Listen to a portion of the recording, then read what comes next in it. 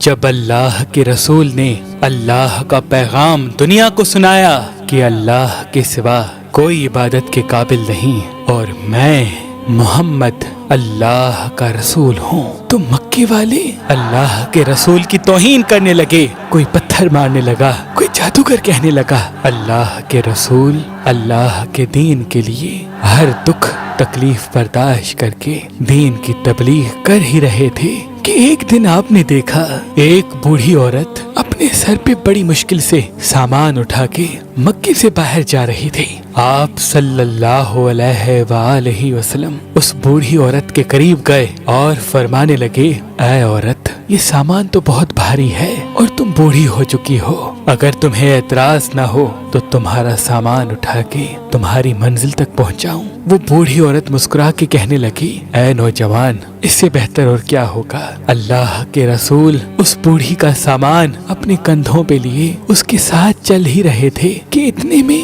وہ عورت کہنے لگی، اے نوجوان، میں تمہیں بھی کہوں گی یہ شہر چھوڑ کر چلے جاؤ، کیونکہ یہاں کوئی جادوگر آیا ہے جس کا نام محمد ہے۔ وہ اپنے آپ کو نبی کہلواتا ہے اور ہمارے خداؤں کو جھوٹا کہتا ہے۔ اس کے لفظوں میں اتنا جادو ہے، جو اس کی بات سنتا ہے وہ اس پہ ایمان لے آتا ہے۔ اے شخص، میں نے پوری زندگی اپنے بتوں کی عبادت کی ہے، میں نہیں چاہتی کہ اس زندگی کے آخری وقت میں اپنے خداؤں سے غافل ہو کر اس جادوگر کی باتوں میں آ جاؤں۔ پورا رستہ وہ عورت اللہ کے رسول کی توہین کرتی رہی اور اللہ کے رسول حضرت محمد مصطفیٰ صلی اللہ علیہ وآلہ وسلم اس بوڑھی کا سامان اپنے کندھوں پہ لیے خاموشی سے سنتے رہے۔ جب اس بوڑھی کی منزل آ پہنچی، اللہ کے رسول نے اس کا سامان اس کے حوالے کیا اور جانے لگے۔ وہ عورت پوچھنے لگی، اے نوجوان، کون ہو تم نے اپنا نام تو بتایا ہی نہیں۔ اللہ کے رسول نے فرمایا، پورا رستہ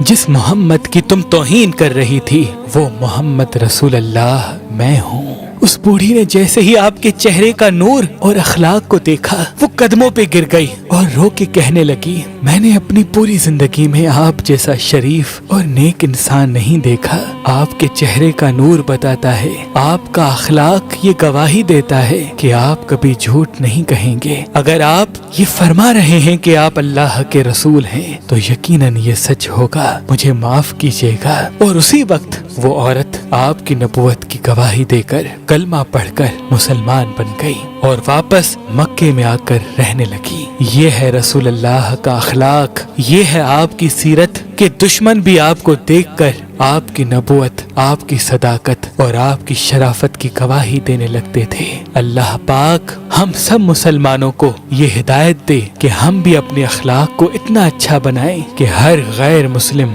ہمارا اخلاق دیکھ کر مسلمان بن جائے، ہمارا اخلاق دیکھ کر مسلمان بن جائے، ہمارا اخلاق دیکھ کر مسلمان بن جائے۔